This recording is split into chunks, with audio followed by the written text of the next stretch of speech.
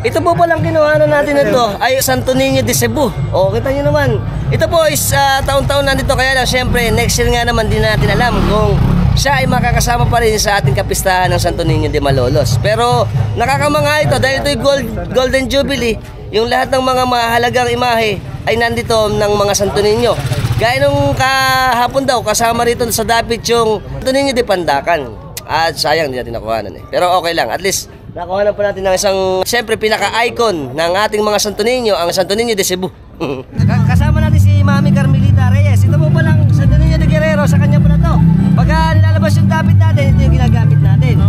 At ito daw po ay kasabay ng pagtayo ng Santo Niño de Malolos. 50 years na rin. Yes. Oo. Binabati ko po ang ating Santo Niño de Malolos Foundation Incorporated. Okay. Happy Fiesta. Happy Fiesta. Sa inyo video na rin, share nyo na rin. Until next time mga Tropax, keep safe and keep moving always.